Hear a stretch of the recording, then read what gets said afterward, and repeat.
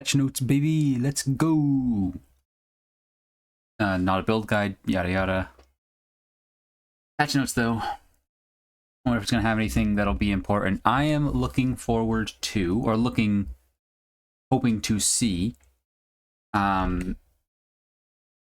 potentially any changes to Hollow Palm. Would be the biggest change for me and my build plans.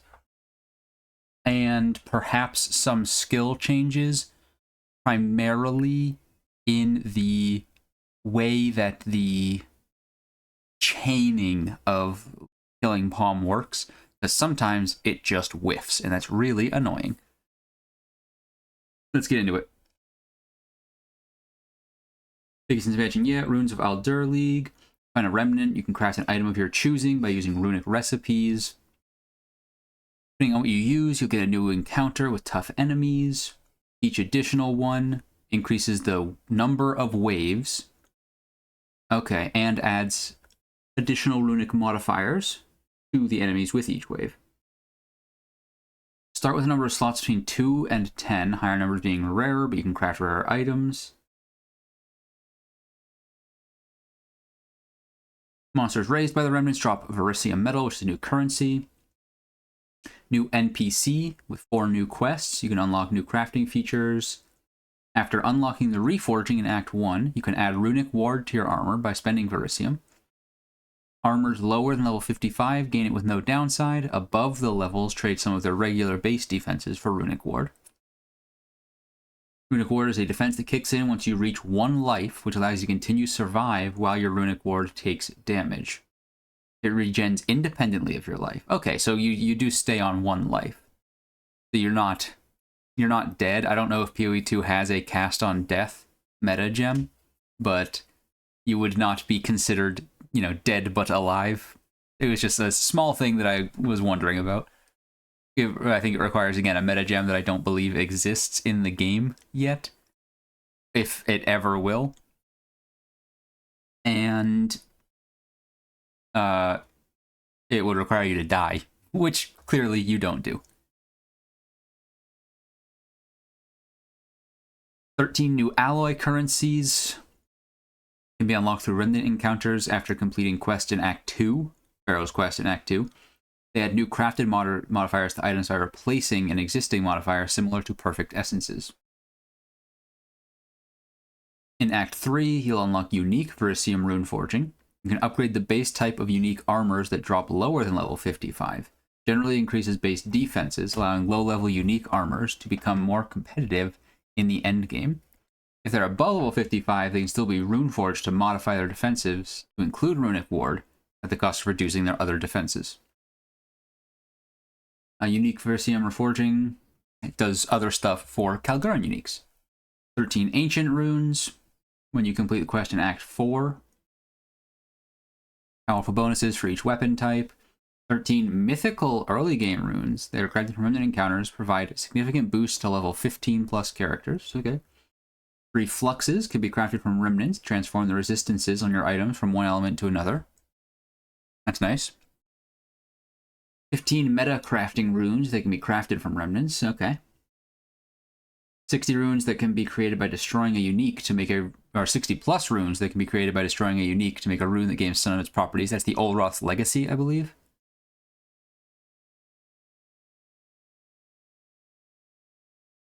15 plus runic ward runes that can be crafted from remnants, which add or modify properties related to runic ward. Okay. Good to know it's not just like another health bar that doesn't scale with your health modifiers. It has some stuff going for it. Kalguran skills that can be crafted. Animus Exchange, Animus Splinters, Bitter Dead, Conductive Runes, Detonate Living. I do love DD, Detonate Dead in PoE 1. Eternal March, Explosive Transmutation, Fragments of the Past, Frostflame Nova, they showed that one off. Grim Pillars, Hollow Shell, Ley Lines, Powered by Verisium, Refutation? Remnants of Kalgur, Repulsion, Runic Reprieve, Skyfall, Triskelion Cascade, they showed off that one as well. Verisium Manifestations, and Voltaic Barrier. I think they showed off a third one, but I don't remember which one. 8 Kalguran supports, Concussive Runes, Fist of Kalgur. Maybe that'll be useful for for my punch builds, but that might be slams. I know Fist of War in PoE 1 is a slam support. Healing Runes, Calgarian Conviction, Rune Forged Blades, Runic Extraction, Runic Confusion, and Scouring Flame. Expedition Remnants have been changed into the Remnants. Okay, so all Expedition has been changed into these Remnants. You can set an expedition with Pharaoh. I can talk, even. Explore the ocean. You can find the crater of a fallen star, pure verisium. We can forge objects of immense power. Hub area, ruins of King's March. The ruins of Aldur southeast of your starting location on the Atlas. Logbook has been changed to ocean exploring. New underground areas and new islands. Medved, I thought that said Varuna. This is not Warframe. Varana and Uhtred. Join Olroth has 4 faction leaders now to fight on the islands. Okay. Defeating Olroth gives you a key. You can access the new Pinnacle boss. Challenge League. First set of challenges for PoE 2. Earn the Knights of Aldur armor set for 2, 4, 6, 8 challenges. You also get the totem. Old characters. Get a passive tree refund because there's a bunch of changes. The normal league stuff. Atlas has fixed points of interest, which is kind of nice. Very nice, actually.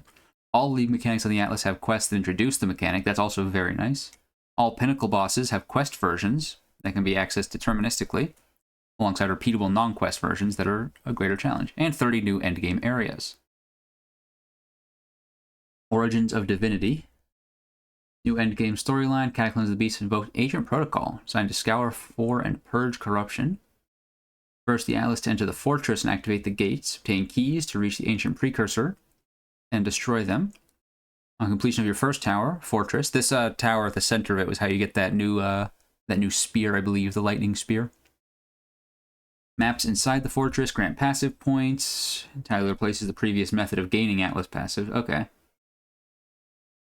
So you have to do a little bit of stuff before gaining Atlas passives. Just a little bit of specific stuff. Go to the map fortress, or go to a tower, then the fortress, then go into the fortress. Atlas trees significantly expanded, over 300 nodes, and they said you could spec the entire tree. There'll be some nodes that have like different options, so you can still customize it. But yep, I could have just read the next line as well. After completing all the maps, you will gain enough passive points to fully allocate the tree, which means you cannot respec. Actually, it doesn't say you cannot respec.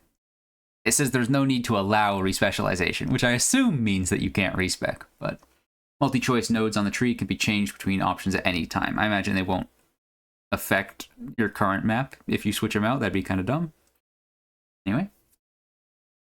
Many maps in the fortress have ancient modifiers that add or modify the contents. Any maps with modifiers that add secondary content implicitly add that content to the map as well.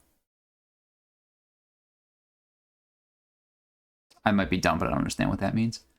A bunch of ancient modifiers, 3 gateway maps, 2 new bosses, precursor tower maps, burning monolith with the Arbiter of Ash has been moved into the fortress.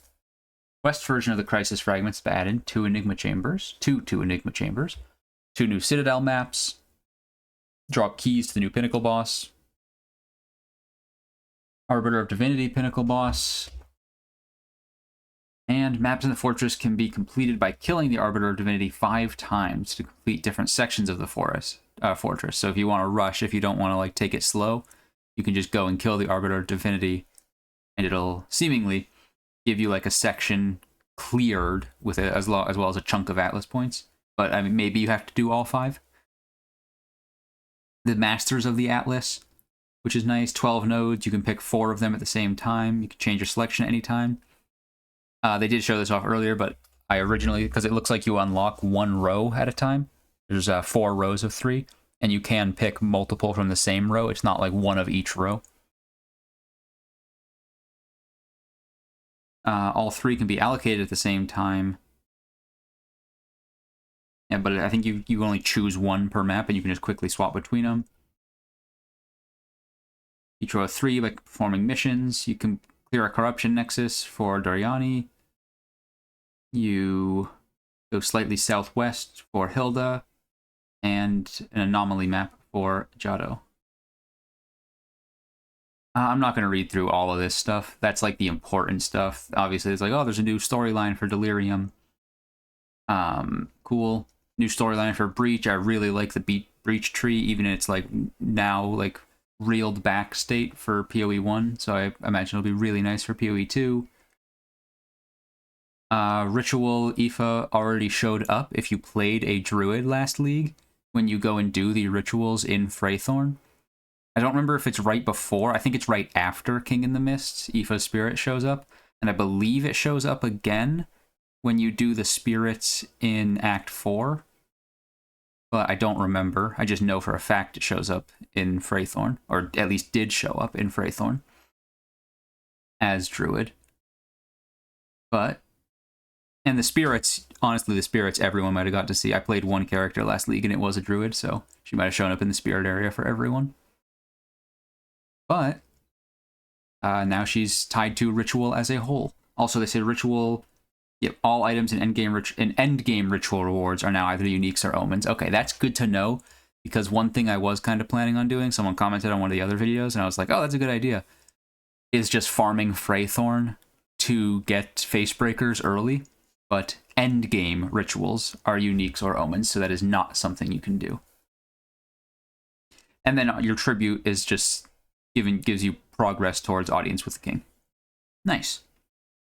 Fate of the Vol is going core. That's stuff I already kind of looked at with that other video. Changing some of the uniques, the Vol uniques.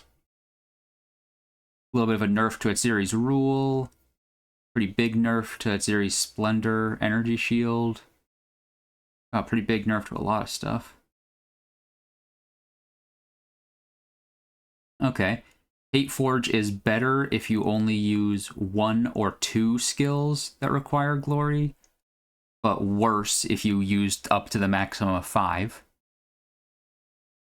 It used to give 8 to 12. So if you only used 1 or 2 skills, that was giving you at best 24. But you could use up to 5 skills and get up to 60. Now it's just, at best, you get 30. Better for, again, skills that only used 1 or 2, or builds that only use 1 or 2 glory skills, but... Wrathpith Globe, minor nerf.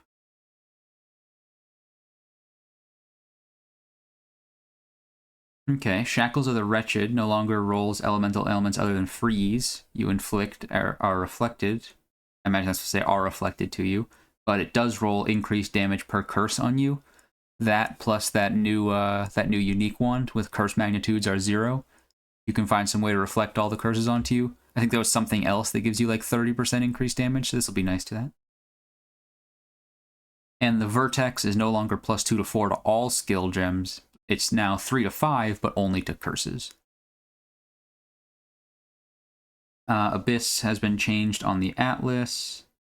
Ulamog's Invitation, always allocated to the map owner. Abyss Omens only drop level 65 plus. Longer delay for lithomantic runes. Okay. Expedition has been temporarily disabled because it's Aldur stuff. New endgame, Atlas has been reset.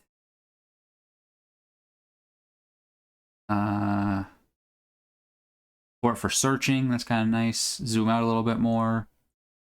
2 versions of each. Yeah, the quest version and the infinite farm version, the default version.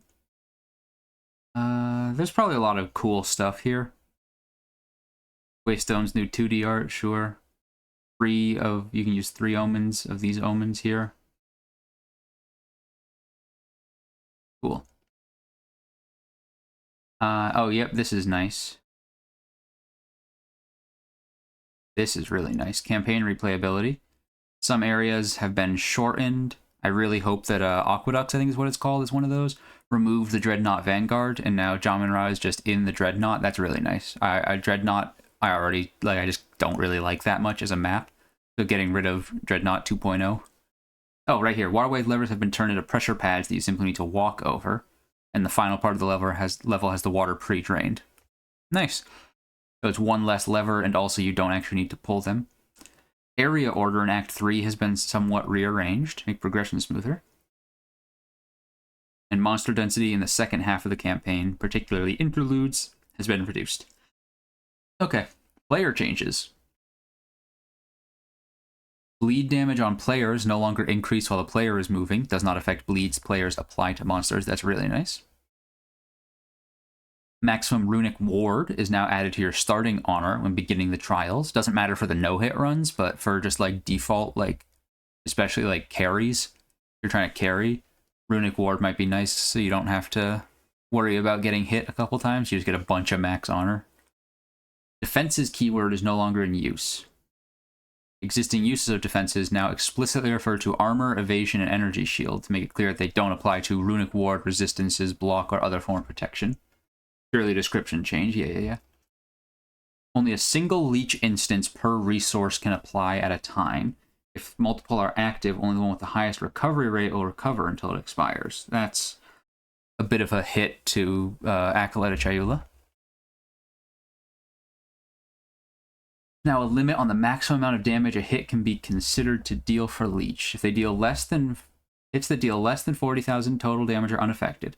But if a hit would deal more than 40,000 total damage, it is treated as only dealing 40,000 for the purpose of leech. The values of each damage type in the hit are scaled down to evenly reach this limit. Extremely high damaging hits stop improving leech past a certain point, but increasing your leech percentage will always increase the amount. Seems like they're just kind of nerfing leech across the board, which is fine, I guess.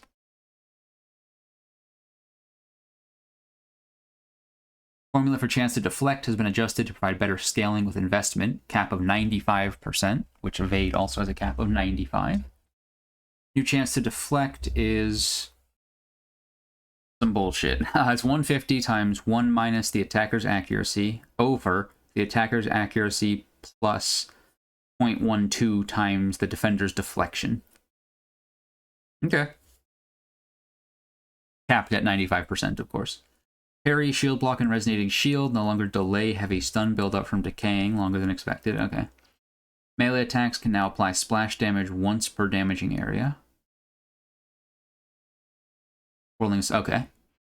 Minions are removed due to resource changing, such as weapon swapping.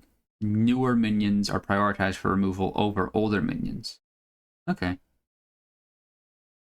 I don't know about minions, so this next one also doesn't really matter. Minions affected by Last Gasp or Tekrod's Revenge, and totems affected by the unnamed Heartwood Oracle notable passive, there we go, can no longer die during the effect from taking further damage exceeding their maximum life. I think that's a buff. That sounds like a buff, but I don't know how that works. Stats worded as when you collect a remnant no longer give you the benefits of those stats when an ally shares the effect of a remnant with you. Okay. Kind of makes sense given that new helmet, but okay. Updated the name of the buff that Trinity grants to Affinity, as Resonance is the name of a keystone passive skill, purely description. Archon buffs are no longer inherently lost when you attack. This is now a property of Elemental Archon specifically. Okay, cool. They're introducing the Martial Artist. New nodes, please. And the Spirit Walker. Bunch of new lineage supports. I think a couple of these are already in the game files. So you can check what they are on PoE DB. You can like check what their supposed, I don't know if it's actually going to be, but what their supposed effects are. We're getting the barracks. I wonder what the barracks are going to do.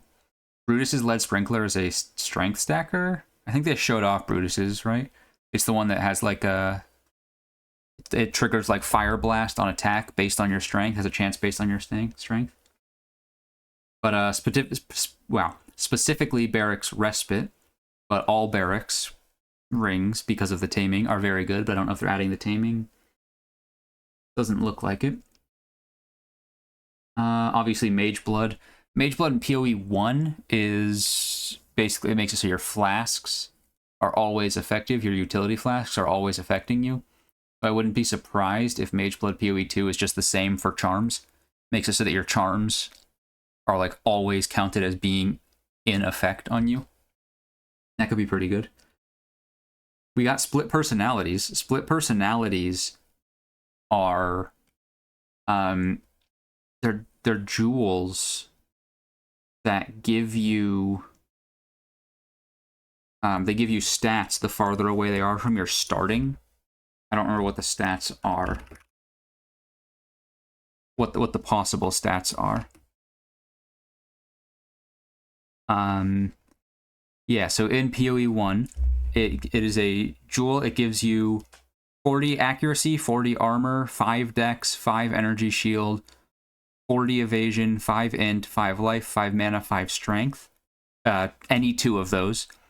And it has a 25% increased effect per allocated passive skill between where it is socketed and the class's starting location. Comes from Delirium. So I wouldn't be surprised if this one comes from Delirium as well. Wonder how well that's going to go. That is one of, like, the better stat stacking jewels in PoE 1. So that could be quite nice. Obviously, Facebreaker, but I kind of skipped over that at first because it was like, oh, I've already talked about that. But Voices, obviously, gives you a bunch of jewel sockets.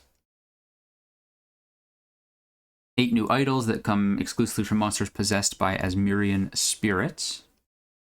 Minion Splash and Minion Splash 2. Create minions which strike, and they can have melee splash. Cool. Fragment Stash tab, that's quite nice. Added support for build guides. Quickly search the trade market, that's really nice for rares. You'll have to disable some of the modifiers, but you can be, you know, if you've got a good physical staff, just, you know, untick the modifiers that aren't as useful. You can at least kinda see how much it might be worth. Party play, you can quickly revive fallen party members. Cool. Skip dialogue sequences with NPC by pressing escape. That's nice. Reforging bench at the entrance to Sekimas. Improve sound art. Yep. Okay. Ascendancy changes. Acolyte of Chayula. Into the Breach skill granted by Waking Dream Notable now grants 20% of your maximum life leech and 20% of your maximum mana. Which is understandable because they nerfed leech so that only one can affect you at a time. But you can get those up to pretty high numbers with the remnant effect stuff. You can still get a ton of stuff. Wording of Into the Breach has been updated to clarify behavior ranges related to flames. Into the Breach now applies modifiers to remnant pickup range to the range at which Flames of Chayula can be seen as well. Purely visual. Okay. Blood Mage gets extra spell damage, leeched his life. Nice. This is all the Chronomancer changes. Doesn't look like anything else is different here. I mean, the Sands of Time gives skill speed instead of cast speed. Crystalline Potential has been removed. Overwhelming Toxicity, 50% less poison duration instead of 35. Oh yeah, so just a small Pathfinder nerf. I mean, that less duration plus move speed, decent nerf. And Witch Hunter gets a defensive nerf. Okay, nothing huge. I mean, the Blood Mage is really nice. It's just extra spell damage leeched, but at the same time, they don't stack anymore. So yeah, it's doubled, but you can't stack them. Passive tree changes. 19 new companion-themed passive skills. 9 new recoup-themed. Nope. Recoup speed. Archon of Undeath Cluster. Okay, and they changed the thing so that only elemental archons, so as long as this isn't elemental, which it shouldn't be.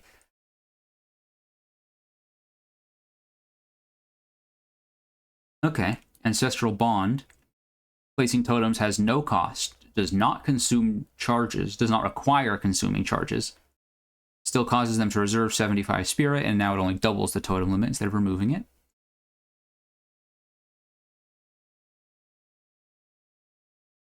Okay, so Trusted Kinship gives you better reservation on companions, worse reservation on everything else, no longer nerfs your defenses, but no longer buffs companion defenses.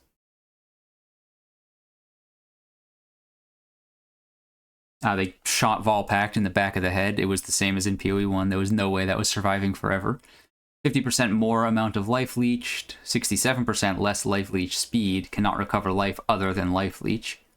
And life leech effects are not removed when unreserved life is filled. That last line's nice, but no more instant leech. Instant leech is kind of always busted. There's a reason why they got rid of it in PoE 1. I think they actually brought it back, but with some pretty heavy negatives. And, you know, you can use life flasks now. You won't recover life from them, but you can use them. Couple other changes here. None of this stuff really matters to me as someone who doesn't do build guides. Seeing some of this stuff, the keystones, I was like, keystones are nice to look at. The new stuff for companions, especially with Spirit Walker, is nice to look at. Skill changes. There are some changes here that could ruin a couple builds that I have in mind. Skills with a fixed number of projectiles can now benefit from effects that cause projectile count modifiers to apply to something else instead, such as Ricochet 3 support. Okay. Skills which have a cost of 0 mana now display this cost. This allows players to distinguish between skills like default attacks, which do not have a cost at all, and are unaffected by plus cost modifiers, from those that do have a cost, but with 0 base value, which are still affected by plus costs. Okay. Crossbow ammunition skills have a base cost of 0, rather than having it completely disabled. Okay, so now that can be added. Ignites inflicted on target by oil ground that has been ignited can no longer compound. Okay, I'm pretty sure that was an infinite scaling thing. Command skill have a 50% movement speed penalty instead of 70. Okay. Align Fate now has modifiers to cooldown recovery rate also apply to Visage appearance frequency. Okay, I think that's really good for Oracle. I'm mostly going to look at the things that are important for me. I looked through some of those, but now we're going to look at the things that are kind of potentially important for builds that I want to do. And Gathering Storm. Perfectly timed dashes explode any Tempest spell on hit, creating a massive shockwave that deals up to 869% attack damage. Shocked ground is left in the wake of the Tempest shockwave, previously on perfect dash, with a radius of 3.2 meters. Okay, so now instead of the dash leaving it, it's just, so you have to kind of use this with Tempest spells. Perfect timing shockwaves can only hit enemies once per skill used, no longer interact with objects created by non-Tempest spell skills. Shockwave limit is now 50. Quality grants longer perfect timing window instead of maximum shockwaves per use. I don't know what the previous shockwave limit was. Oh yeah, Ghost Dance. Interval between gaining Ghost Shards is no longer a duration. Now you have to, okay, so now you have to modify the cooldown recovery rate rather than the duration. Okay. That last line I think also was a nerf, but I don't exactly know. But Ghost Dance wasn't huge on my list of things I wanted. It was just maybe. Oh, this isn't something, but Mirage Archer and Mirage Deadeye can now be used with channeled skills. Kind of nice. Alright, Staggering Palm is safe. Killing Palm, I wish it had some changes, but Staggering Palm appears to be safe. Tempest Bell can now be ancestrally boosted as though it were a strike skill. Maximum number of active bells has been increased to 3. Yo, okay, I was going to say, because Gathering Storm seemed like it didn't really matter there, but got a slight damage nerf and a slight trigger rate nerf, but you can have 3 of them. And Whirling Blade quality nerf. Or Whirling Assault, that is, rather. 0 to 20% increased instead of 0 to 15% more. Oh, nope, support changes. Support changes might kill Staggering Palm. I specifically need... shit, Culmination 2 kind of kills some of the Aelith Chimes, thoughts. Because, supported skills now get up to 10 combo, previously 20. Which means that it only generates you 2 and a chance for a 3rd power charge. But it gives you way more damage. Or not way more damage per charge. So it's the same damage, but you can't combine it with Aelith to get a ton of power charges.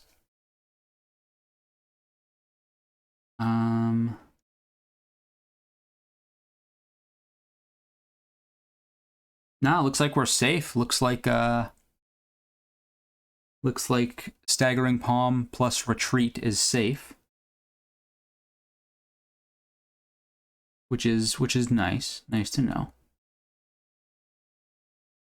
Oh, Shock Conduction 2. That was another one. I think Shock Conduction was something people were talking about, that it was probably going to get nerfed. It didn't get nerfed. It got removed from the fucking game.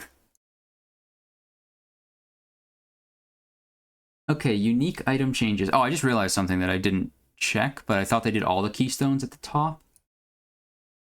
So, yeah, looks like no Hollow Palm changes. I don't really care too much about many uniques. I just have to check a couple. Scroll through and see if they even show up.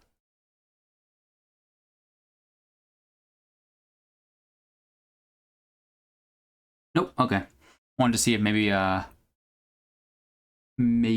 Iron Grasp would get changed. It did not. If maybe Myris Uxor or Crown of Eyes would be changed. They did not. Greater and perfect currencies are a little bit rarer, especially Transmutation and Augmentation. But greater orbs can now start dropping earlier. Divine orbs were more common. Okay. Divine orbs are common, and the corruption randomized numeric values does not divine anymore. So you want to perfectly divine your stuff before slamming it with an orb. Omen of Corruption doesn't exist.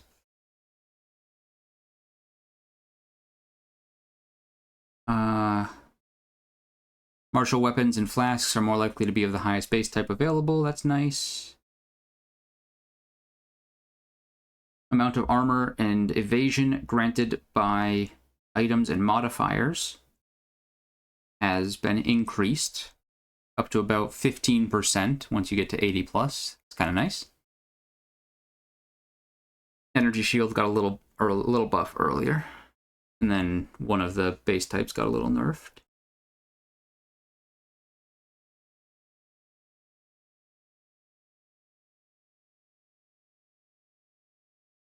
Okay, Quarterstaff's got a slight range upgrade.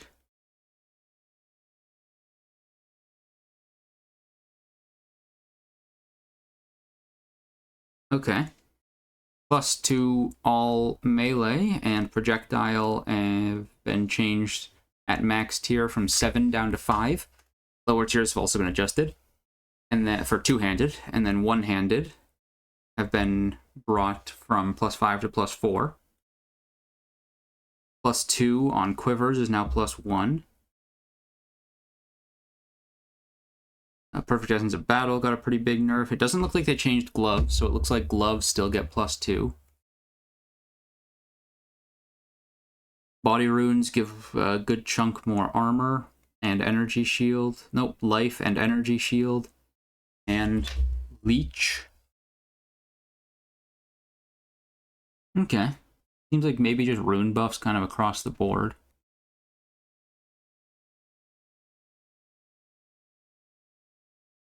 Idol of Maxarius gives you some flash charges per second when socketed into a scepter.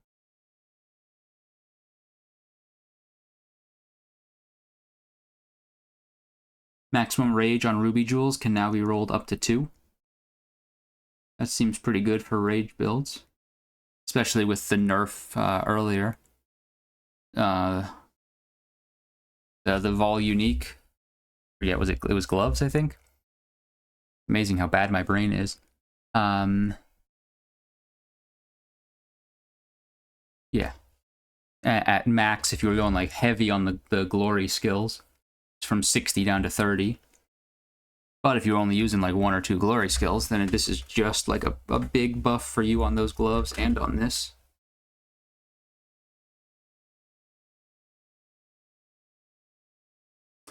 The Culling Strike threshold for normal enemies is now 35% of their maximum life. Previously, 30%.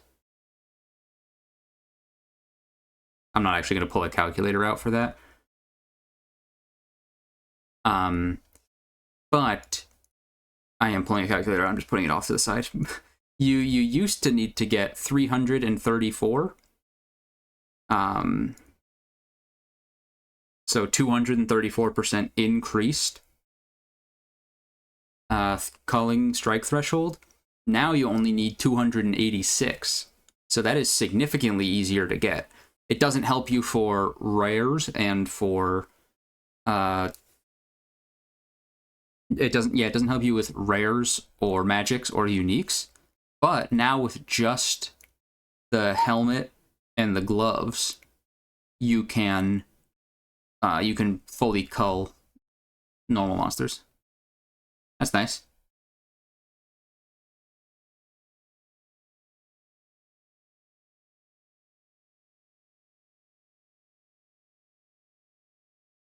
Upgraded little rune with Navali. You no longer need to visit the Halani gates in order to access Trader's Passage if you have already freed Risu. That is just a very small, nice thing. Oh, we're getting a bunch of extra MTX available in PoE 2. I'm just going to check once I load into the game which ones I have that are available. Nice. Good stuff. Things I am glad about. At least for now. Retreat did not get nerfed with Staggering Palm, so I'm thinking that might actually be my league starter. Non-strength stacking Staggering Palm, switching into potentially strength stacking endgame, depending on how everything goes. But unfortunately, the targeting didn't get fixed. That sucks. But Gathering Storm and Tempest Bells got some buffs. So now you can throw down a bunch of Tempest Bells without overabundance. And the Gathering Storm, instead of being like a straight line of damage, if you have Tempest Bells down, which I believe that the Martial Artist Ascendancy ones count as Tempest Bells, you can only have one of those at any given time. But still, that can give you some, if you do perfectly timed stuff, you can get some pretty good AoE lightning pops. I'm not sure if I will be using that. But yeah, I think I'm going to do Staggering Palm for the start. I'll still throw out some updates and stuff for the culling build. With changes. Honestly, not much really changed. In these patch notes, not much really changed for that build. The 35% base for cull on normal monsters means that you can get your 100% cull significantly easier. Only needing like 108, what was 186% increased. So you might even be able to get away with just one of the uniques and getting like pretty much full culls. Much better for Witch Hunter. But I'm excited. I am excited. Yeah, I think I am going to League start Staggering Palm. I'll still make an update video for Culling Strike. But I'm going to just wait until after the Martial Artist full reveal, if we even get one. Because I gotta know if they change anything and what those last two nodes are. We'll see. We shall see.